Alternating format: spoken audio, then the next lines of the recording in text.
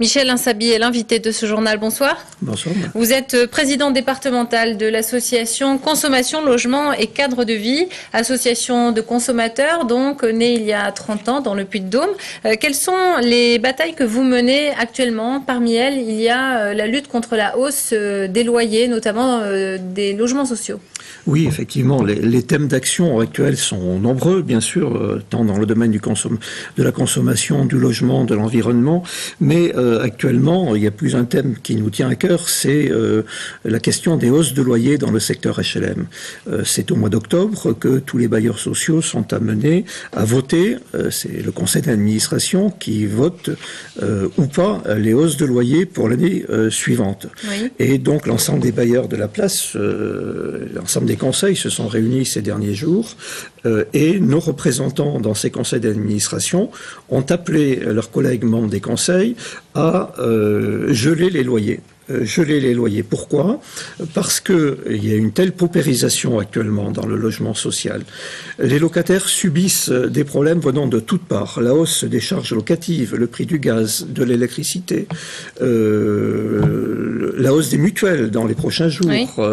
Les revenus des locataires qui ne progressent pas, les retraites qui progressent bien moins vite que les loyers. Pourtant, etc. Ces hausses de loyers, elles sont réglementées depuis décembre 2010. Bien, elles sont réglementées effectivement depuis décembre 2010, effectivement, mais pour 2012, par exemple, l'IRL, qui est l'indice de référence, autorise une hausse maxi, et j'insiste sur le terme maxi, de 1,9%. Oui. Mais pour les locataires, ces hausses cumulées avec celles des années passées, tout ça devient insupportable. Je vous citerai l'exemple d'une de nos adhérentes du plateau Saint-Jacques qui me disait ces derniers jours, j'ai été contraint de vendre mon congélateur et ma machine à laver la vaisselle, je ne m'en sors plus.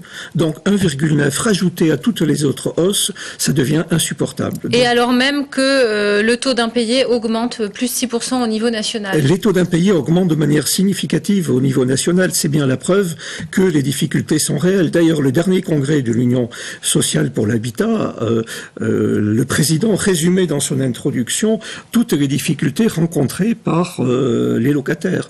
Donc c'est bien un élément qui est connu de par nos bailleurs. Laurent Wauquiez, le ministre, a déclaré aujourd'hui vouloir réserver une partie des logements sociaux à ceux qui travaillent. Quel est votre commentaire ? Mais nous, ce qui nous semble important, c'est que dans les logements sociaux, il y a une mixité qui s'opère. Et les mesures prises ces derniers temps, où le gouvernement a rabaissé les plafonds pour avoir accès au logement social, et de ce fait-là, limiter l'accès. S'il dit qu'il faut que les gens qui travaillent puissent y avoir accès, il faudra certainement revoir les plafonds, revoir la réglementation.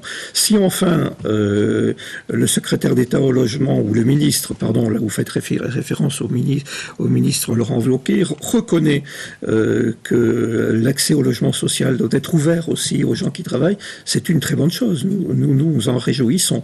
Alors, deuxième volet de votre action actuellement, ce sont les honoraires des syndics de copropriété. Vous dénoncez les différences de pratiques et les abus en la matière. Mais effectivement, je vous citerai quelques exemples dont j'ai pris quelques notes. Par exemple, tel syndic qui majore pour l'ouverture d'un compte séparé qui est prévu par la loi, à savoir un compte pour chaque copropriété, pour l'ouverture d'un compte séparé, 20% de majoration des honoraires. Je vous citerai un autre exemple, la facturation des relances téléphoniques. Tel syndic qui facture 9,50 € à la copropriété pour relancer tel ou tel copropriétaire qui a omis ou qui a du retard dans le règlement des honneurs, enfin de ce qu'il doit. Donc à ce sujet, vous envisagez de mener une enquête auprès de la population? Dans l'immédiat, il s'agit de mener une enquête dont nous appelons tous les copropriétaires qui peuvent nous entendre ce soir à nous transmettre donc les relevés, la copie des honoraires des syndics, de manière à ce que nous faisions une enquête dans un premier temps et qu'ensuite nous puissions faire des propositions aux élus pour effectivement mettre fin à ces abus, faire évoluer la réglementation dans l'intérêt des copropriétaires que nous défendons. Michel Insabi, merci.